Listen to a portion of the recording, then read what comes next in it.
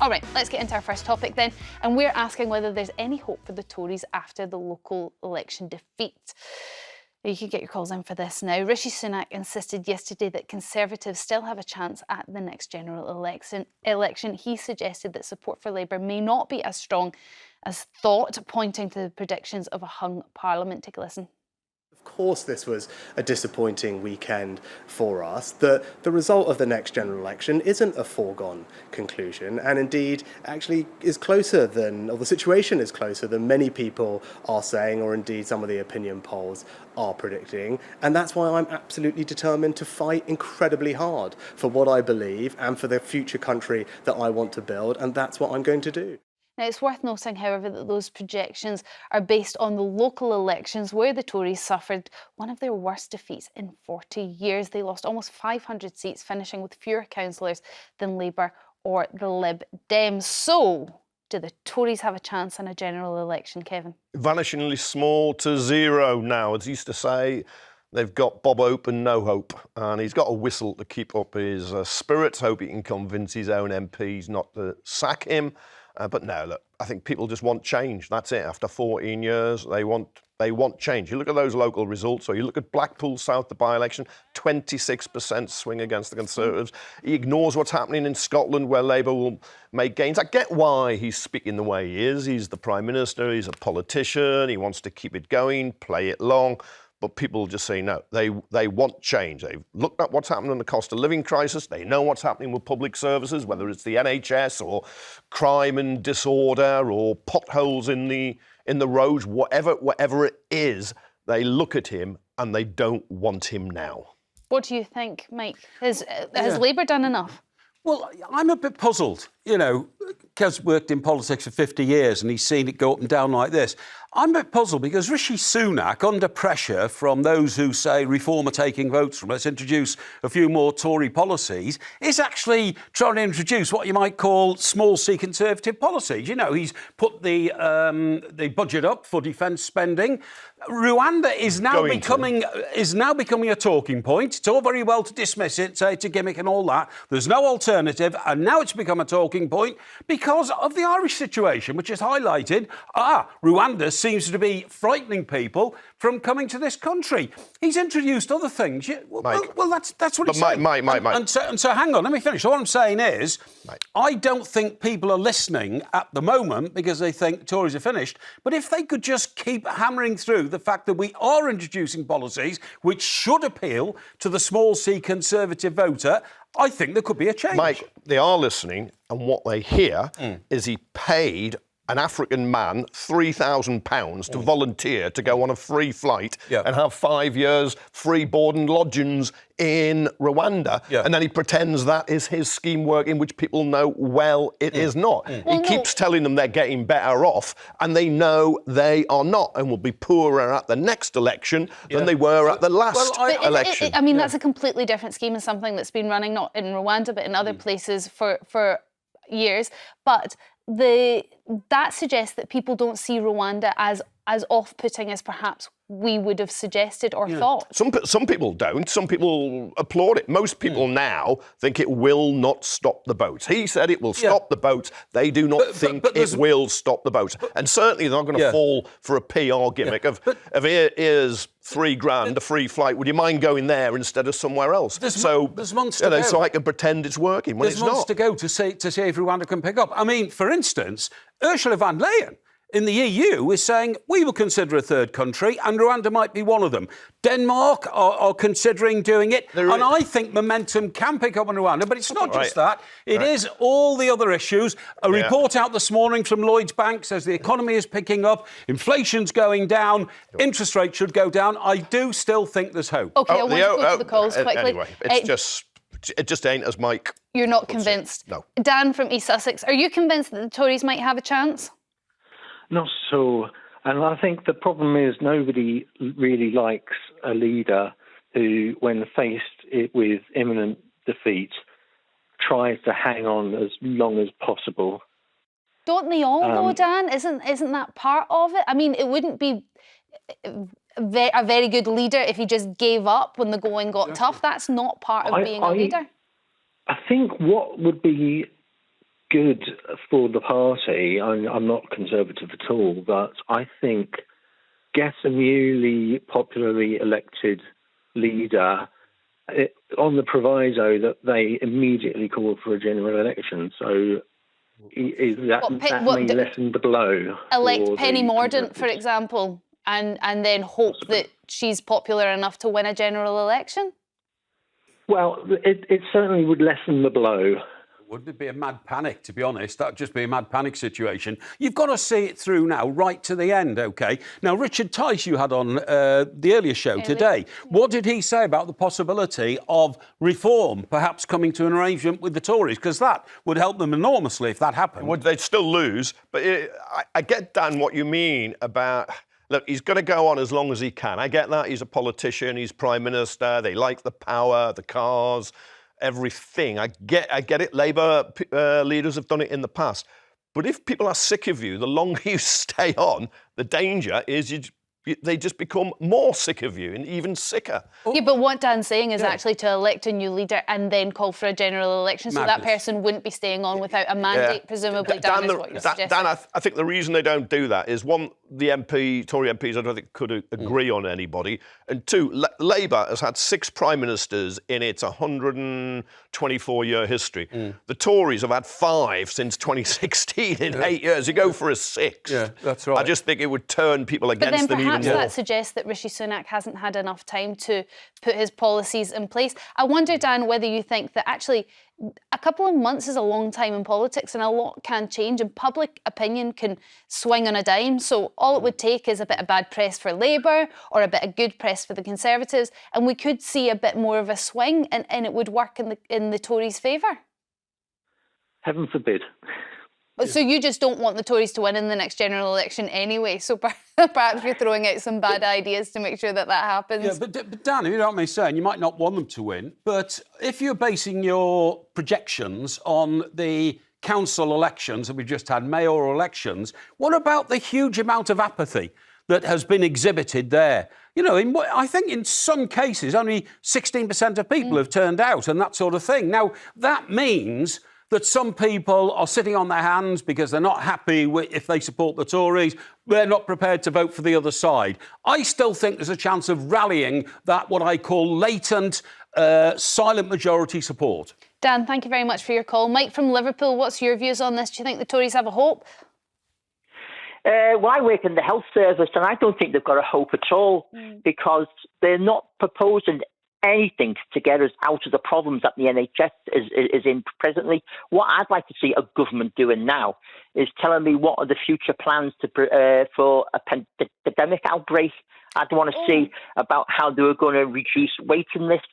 We've already heard the government keep talking about the record funding that they put into the NHS, but they never talk about the cost improvement programmes that are being imposed on us now. In my hospital, there's £19 million, and we're starting to have to lay off staff at a time when we need more staff. But Mike, and there's a whole range of... Are you hearing enough from Labour on those fronts? Are you hearing enough from Labour in terms of what they're proposing, what their policies will be, what they will put in place and how they're going to fund it? They have started to talk about it. But the thing is that when it comes to the NHS, the Labour Party is usually our greatest hope. And when they're really talking about, the question is about whether the Tories have got that competence, that belief in themselves, or belief in the mistakes that they've made. Because like Brexit and COVID have knackered the NHS. But what's knackered it even more was the language reforms of 2011, which broke up Public Health England, which led directly into what the scramble they had over COVID. Interesting. So actually, not just talking about what they're going to put in place and how they're going to sort out the NHS, you actually want to hear an apology about the mistakes that they've made in the past. Would that make you more inclined to vote for them? Nah. There's far too gone right, well, for an apology off them. Then I doubt, Mike, you're going to get that. I'm a band 5 clinical nurse, and there's nothing they can say to me which would apologise for their behaviour. The NHS is a bit of a sticking point, and actually, you know, we're still seeing strikes and things, and the problems don't seem to be resolved. Mike, don't you think that they need to come out and just explain how they're going to solve the problem that is the NHS? I've been very consistent on my message with NHS for years. It is massively inefficient. It's one of the biggest employers in the world. The budget in the NHS has gone up 50% since 2010, right? Those are official figures. I've looked them up. And yet still it doesn't work. So successive politicians from both sides of the political divide just think the answer to keep people out of the NHS is keep throwing more money at it. No, it's not, though. But the more money you throw at it, the more inefficient it gets. Look, he made a perfectly valid point about what happened with the early reforms.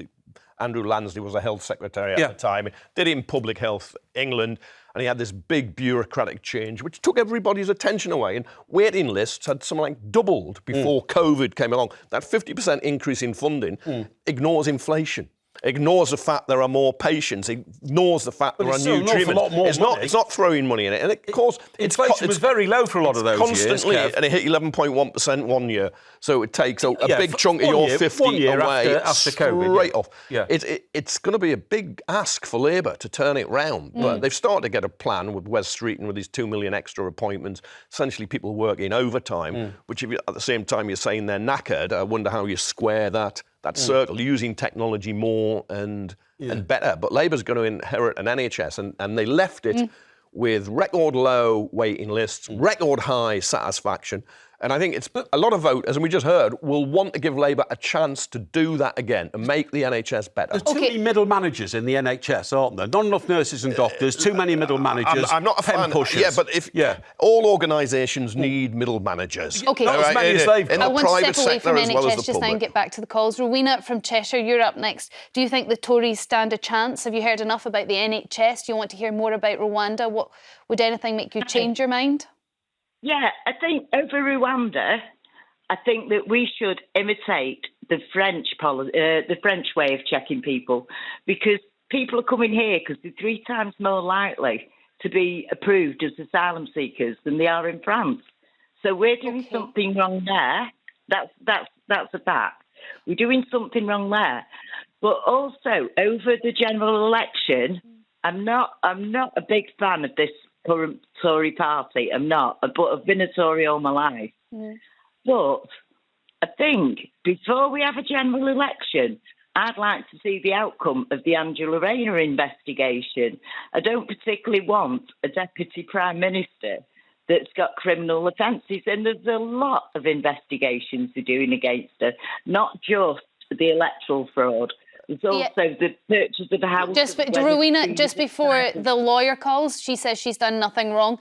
Kevin, you wanted to jump in? Yeah, I was going to say, Rowena, you said criminal convictions. I think you've jumped there. You've got to await the outcome of the police inquiry. Their allegations at the moment. I just say that France has got fact. You like to say fact has 3 or 4 times as many asylum seekers as the UK. But also, Kevin, can I just address this point that nobody ever addresses? Go on. This one point nobody ever addresses. In the last 20 years, since Labour's found a way all right to control Eastern European migration from 12 countries, our country's population has risen 2 million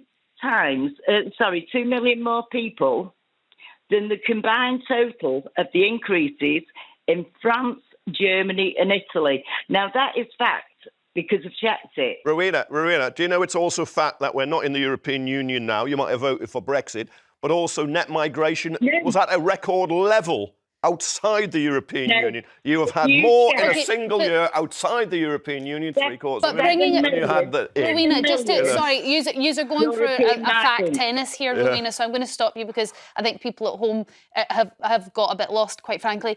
But what I'm hearing from you when it comes to the question, do you think the Tories stand a chance? You actually think, yes, they do. Even if you don't hear anything else about Rwanda, a flight doesn't take off, you don't hear any more policies about the NHS, can I ask, will you still be voting for the Conservatives? I'll vote Tory only because I don't want a Labour government. I've lived through several Labour governments and I don't want to do that again. I've seen devastation. And can I also ask, did you go and vote in the local elections at all? No, I didn't, because ours was only for the police chief. Oh, I see. Okay. So I just thought yeah. you might have been the very person that Mike was referring to earlier in this conversation, where a lot of people didn't, there was a bit of apathy and lots of people didn't go out and vote. This is really what Rishi Sunak's relying on as well when it comes to a general election. Thank you very much for your call, Rowena. I hear your concerns. We're getting lots of messages in on this, so let me just go through a few of these. Paul on Facebook says, I think if they moved back to the centre, a year ago and started talking about rejoining the EU, they would have a chance, but it's too late now. George on Twitter says, never say never with the English electorate, but it is looking extremely ropey. Sir John Curtis, I believe, gave Labour a 99% chance of winning the general election, so there's still a chance. At 1%, there's a 1% chance. Well, no, I don't think it was that specific, was he? John Curtis. He was earlier. It was about a month ago. He was 99%. Yeah, but he's rode back on that, hasn't he, since the council elections? No, I think if you asked him, I'm pretty certain you ask him, he'd say 99. But the important thing is there's still a chance. Sean on Facebook says they're on course to be humiliated, but sadly it could get worse for British people under Labour. Time will tell. I think a lot of people are still looking to hear from Labour what they're going to do. I think maybe Labour are just scared that the Conservatives will steal their policies if they become too open about it. Anne from Wiltshire, what's your thoughts? Would you vote for Conservatives at a next general election? No, absolutely not. Why not? Why not? I was a Conservative voter and I'm going to vote Labour. And I have said for quite some time that in order to be a politician, you have to have a complete inability to see the consequences of your actions. And when I look and listen to the TV and tells me about any government department that you like, you tell me one which is successful. We've got rivers that are in a dire, disgusting state. We've got a national scandal food bank. We have got licences being given by Sunak to the petroleum companies so that they can go and I take your point. The line's a bit crackly there, but I do hear your point. Just a very quick response. Do you think Labour will do it better? Well, I'm putting my hope in the fact that somebody can rescue the country from the path that it's on. And they seem to me the best bet. Now, I can go right back to Harold Wilson. I've seen them all because I'm now 80 years old. Oh, wow. And I think that the country is in a terrible state. And when you have got to take the money from the disabled and the poor and think to yourself, OK, we'll send all the immigrants, it's all their fault, we'll bung them all over to Rwanda. What's more, we'll pay for them for the next 5 years. Well, I mean, that happened in one instance, but we're yet to see whether the Rwanda plan is quite literally going to take off. And thank you very much for your call. I'm going to have to cut that short.